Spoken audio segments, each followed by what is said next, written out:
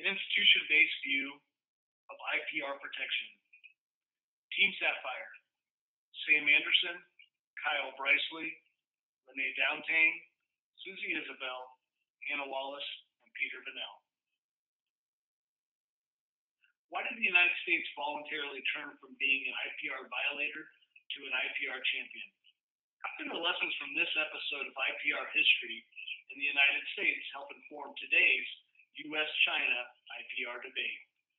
From an institution-based view, when will China become serious in protecting IPR? What is IPR? IPR is the assignment of property rights through patents, copyrights, and trademarks. These property rights allow the holder to exercise a monopoly on the use of the item for a specified period. Who are these countries? IPR violators can come from various means, but typically they are up-and-coming nations, which are developing at a high rate with flourishing economies and eagerly entering the global power structure. Why do IPR violators exist? As the article pointed out, going back to the Roman times in the 1500s, developing countries will use any and all avenues to accelerate their global growth and position in the world. Cultures and politics can be an easy target for why countries become IPR violators. However, we know it's more on the institution, which drives countries to be violators.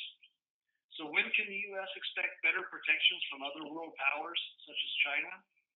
The U.S. can expect a better offer of IPR protection once China's economy fully becomes developed and sustainable over time. Moreover, as China's economy sustains and developing nations rise, they'll be more inclined to offer these protections when the violators are now outside of their country. Thank you, Kyle. The first question our team answered was, why did the United States voluntarily turn from being an IPR violator to an IPR champion? The Copyright Act of 1790 and the Patent Act of 1793 were the first formal IPR protection laws in place in the United States. The problem with these laws, at least as far as Great Britain was concerned at the time, is that they only protected U.S.-based inventors and authors. Any foreign inventor and author were not protected, which led to significant pirating of British works in the United States. One example is Charles Dickens, who never received $1 of royalties from sales made in the United States.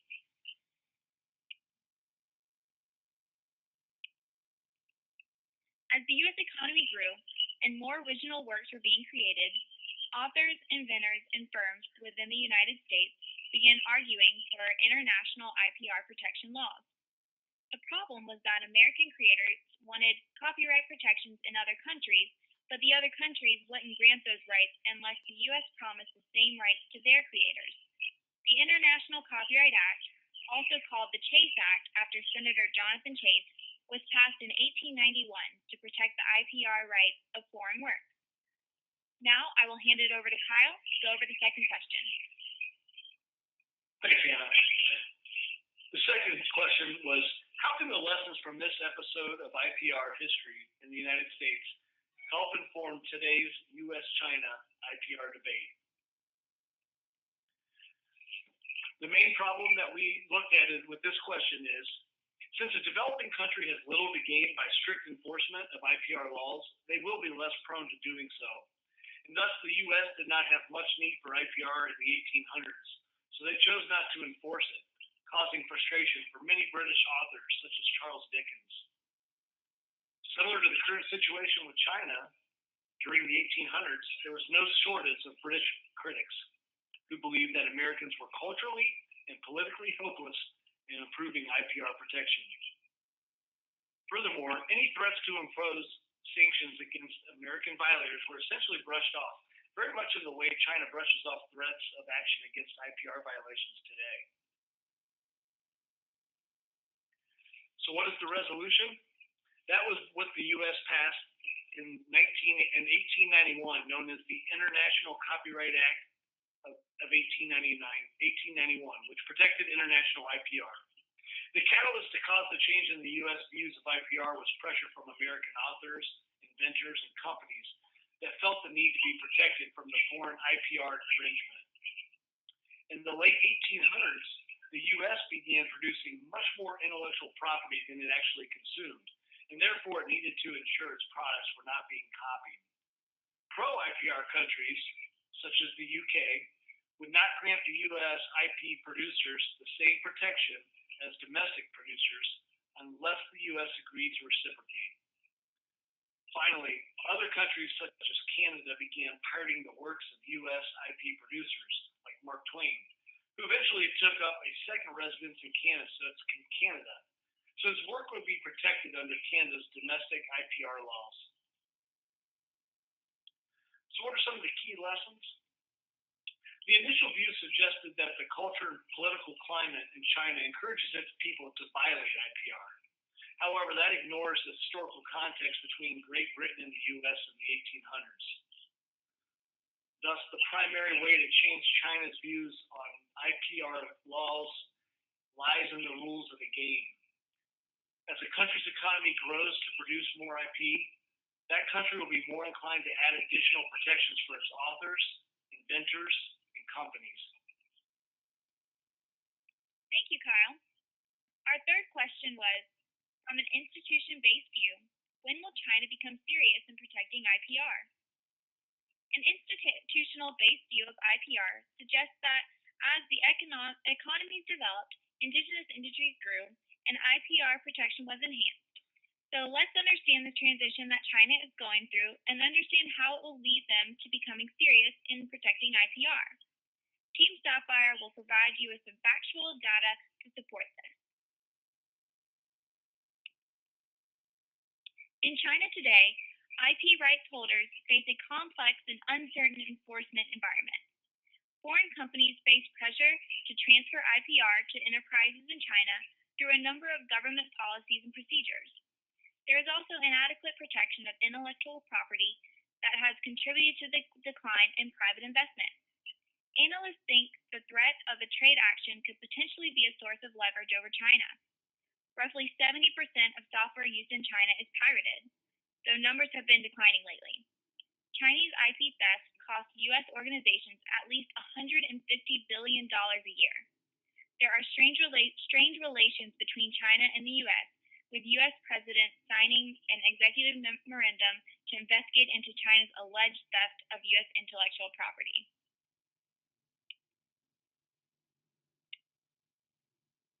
The belief is that protecting foreign IPR would simply benefit foreign entities. Significant cultural and political changes by themselves will not guarantee better IPR protection. The economy has to be sufficiently developed and the IP production more competitive overseas. Another barrier is that there is no discovery procedure in court cases, making it difficult to access actual damages for infringement. Also, a country has to turn from net consumer of IP to net producer. Finally, pressure from entities within a country help to expedite the IPR protection process.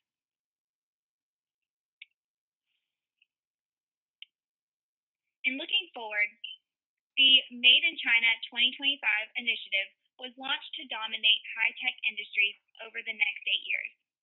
Chinese companies are pouring in billions of dollars into cutting-edge defense and technology firms around the world.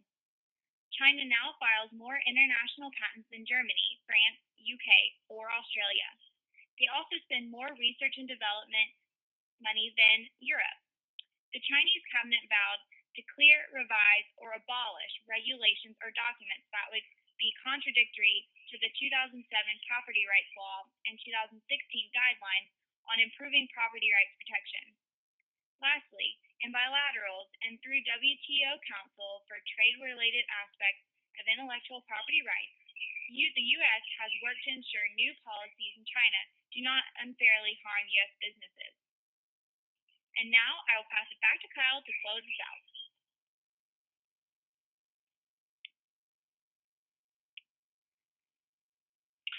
Thank you, Hannah. One of the last things we wanted to talk about was monitoring our progress. As more and more Chinese companies become patent holders, they will have them a vested interest in protecting their technology, just like their international counterparts. This is key to building a strong IPR protection system in China. Some of those factors are in 2014, the IPR courts were opened in Beijing, Shanghai, and Guangzhou. Chinese companies and innovators filed more than 1 million patent applications in 2015. Also, Chinese courts accepted an astounding 109,000 civil intellectual property cases in 2015. Moreover, Chinese firms filed more than 11,000 patent cases in 2015, whereas U.S. firms only fielded 5,800. Total litigations filed in the U.S. are only about 13% of the total filed in China. Furthermore, foreign plaintiffs suing Chinese company won about 81% of the patent cases. China published its Fourth Amendment to patent laws, which focused on increasing statutory damages fivefold to UDS 727,000. And finally, leading Chinese companies like Alibaba and Examia and Huia and HTC have sophistication IP departments focusing on protecting their own research and development.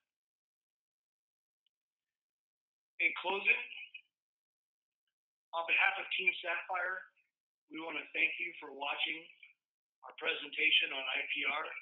We hope you enjoyed it. Thank you.